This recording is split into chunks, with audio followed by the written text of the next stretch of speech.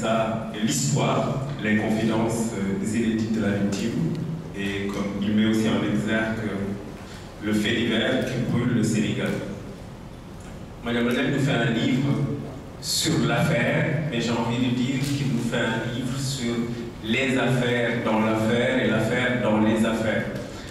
Donc, le fait divers le plus connu du Sénégal, février 2021, juillet 2023, de nombreuses péripéties politiques, judiciaires, politiciennes même, des morts, des blessés, des milliards de biens publics et privés détruits, et la folie qui s'est emparée de notre pays, le populisme, la démagogie, l'outrance et l'outrage, et comme si le Sénégal vivait dans un moment suspendu et qu'il avait perdu la raison.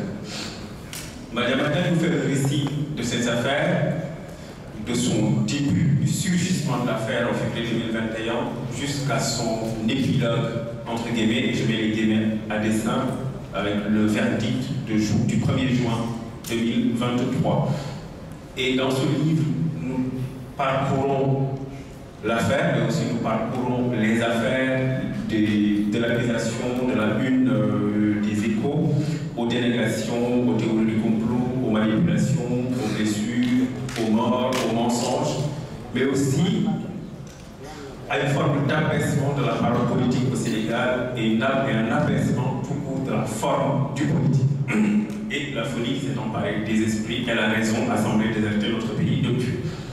Donc il nous parle de cette affaire-là qui transmute et transfigure complètement notre champ politique, touche la justice, les magistrats ont été obligés de se dénoncer, obligés en tout cas de renoncer à prendre en charge cette affaire-là. Un juge malheureusement a disparu, mais bon, et un autre a pris le relais et qui a fait l'objet de menaces, d'accusations d'ethnicisme et tout ce que nous connaissons. Donc Madame Ledel nous parle de cette affaire-là dont on va parler très très longtemps parce qu'elle a mis en exergue deux personnages que tous semblent opposés. Ousmane Sonko, politicien populaire, inspecteur principal des impôts, fiscaliste, homme politique à la limite au sommet de sa gloire, et Adji Sarr, une fille du peuple, orpheline, provinciale, qui est montée à Dakar pour travailler comme masseuse, et tous opposent ces deux individus que le destin a liés et dont le destin a scellé le sort. Pour l'éternité, ces deux sorts seront liés. Je ne vais pas donner de détails parce que, sur le bouquin, parce qu'un livre est à lire, à acheter et à lire. Mais Madame Ledel nous donne à la limite une fausse piste à un moment, parce que le titre nous dit l'histoire, les confidences de la victime, le fait divers qui brûle le Sénégal. Mais ce n'est pas seulement ça, c'est aussi un livre sur la conviction anti-républicaine d'un homme politique. Arrivé en politique il y a une dizaine d'années, qui a eu le succès éclatant que l'on connaît, qui a gagné des élections, qui a fait gagner même des élections, mais dont l'ascension est basée fondamentalement sur une conviction anti-républicaine, sur un itinéraire par choix populiste, et qui a utilisé jusqu'au bout les ressorts de la démagogie, de l'outrance, de l'outrage, de la diffamation, de la manipulation et de la fabulation. Et Madame Ledel est dans un combat politique. Nous ne savons pas politicien, politique parce que la parole est politique, le journalisme est par essence politique. Et j'ai une chronique depuis plusieurs décennies, Les Lundis de Madiambal, et ce livre est en fait une forme de continuation longue d'une chronique du lundi de Madiambal, et où il chante, et j'y reviendrai tout à l'heure, les louanges de la République, de l'État et de la nation, et il se met en face, en travers du chemin d'un citoyen sénégalais, homme politique prospère, qui même, à un moment donné, qui a été au porte du pouvoir au Sénégal, mais dont l'ascension est fondée sur une conviction anti-républicaine. Madame Ledel décide de mener le combat. Madame Ledel nous laisse la place, et je dois confesser que le témoignage de cette jeune femme m'a bouleversé. Parce qu'elle n'est pas, quelle que soit la situation, quelle que soit la configuration, Adji Sarr est une victime. Et son récit est terrible pour notre société qui sait être absolument violente avec les faibles, les précaires, les pauvres, les opprimés, en les oppressant davantage. Ce livre est aussi une archéologie du discours. Pourquoi? Sur de très longues pages, Mme Badiane laisse la parole à son plus rageux adversaire, Ousmane Sonko. Il a la gentillesse de lui laisser la parole dans son propre bouquin. Ousmane Sonko nous parle sur plusieurs pages. Il nous parle de 2018 à 2023. Qu'est-ce qu'il nous dit le 26 février 2021?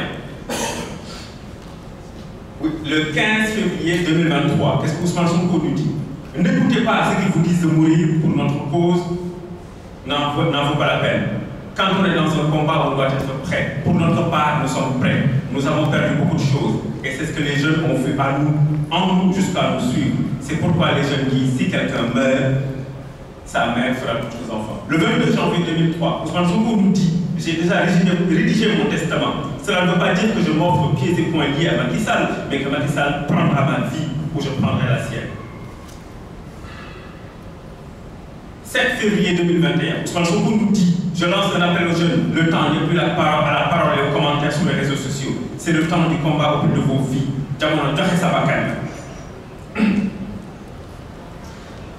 Le 3 juin 2018, Ousmane Sonko nous dit, l'histoire a démontré que quand on détruit un pays, on le fait avec certaines complicités à tous les niveaux, institutionnels, politiques, administratifs, judiciaires, religieux, médiatiques.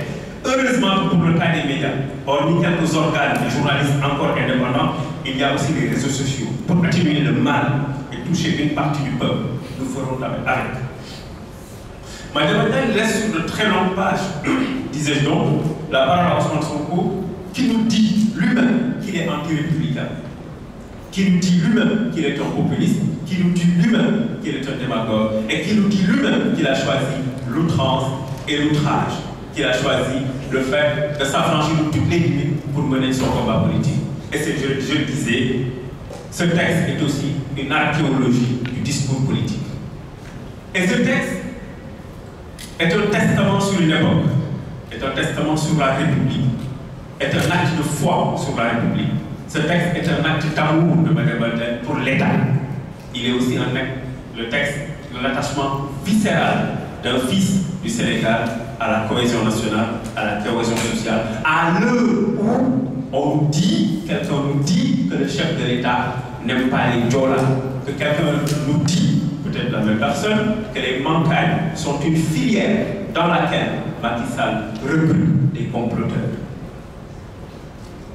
Mme Badiane reprend ses propos et nous livre une déclaration d'amour à la cohésion nationale, à l'unité du Sénégal, nation unie mais plurielle dans la diversité de ses composants.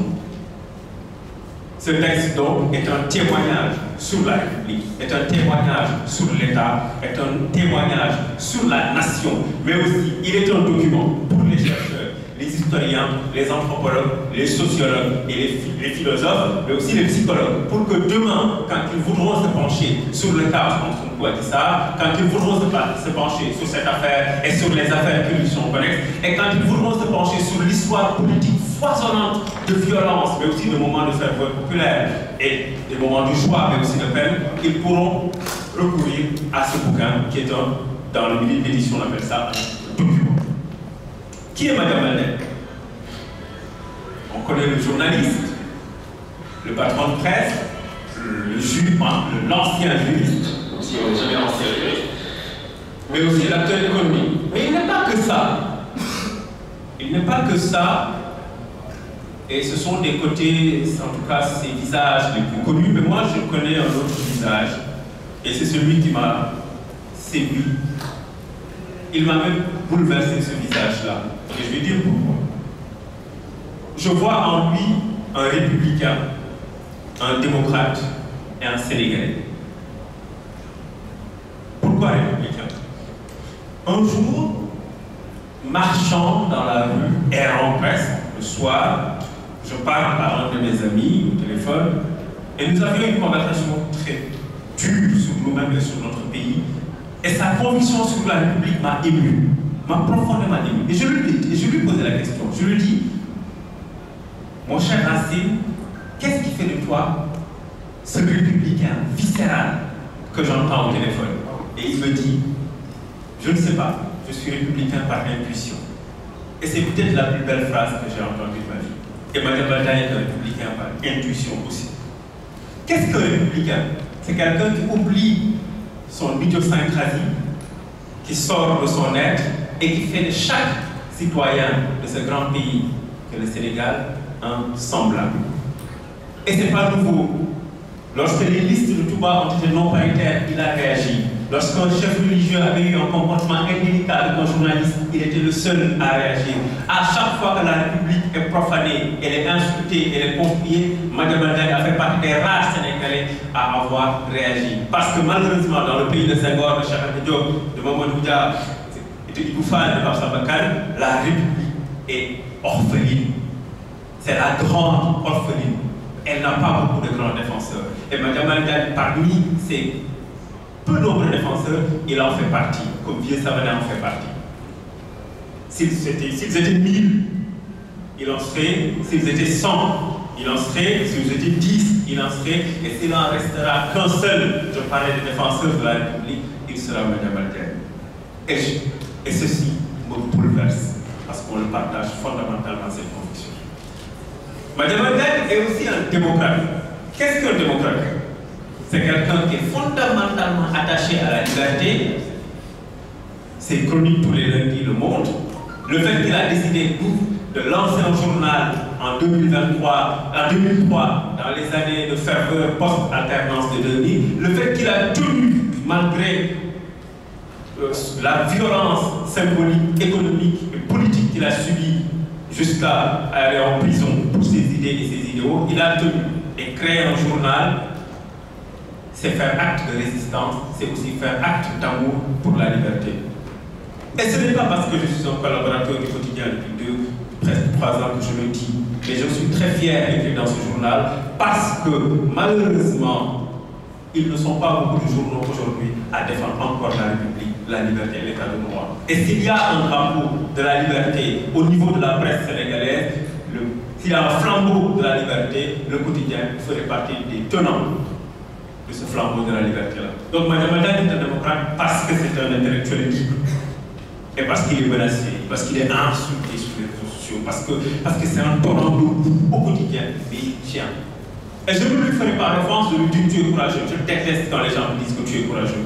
Parce qu'il n'y a aucun courage à écrire sur son propre pays. Et je vais te donner, Madame, la phrase d'Annie Ernaux. Quand on lui dit tu es courageux, elle dit il y a quand même plus courageux dans la vie que s'asseoir dans un fauteuil et écrire.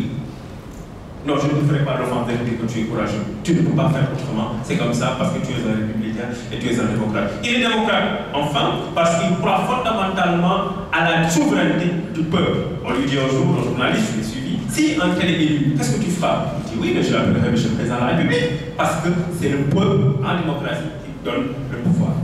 Et enfin, Madame Baldaï est un Sénégalais. Qu'est-ce qu'un Sénégalais? Un Sénégalais, c'est deux choses. Il s'empêche, d'abord, et il s'oblige.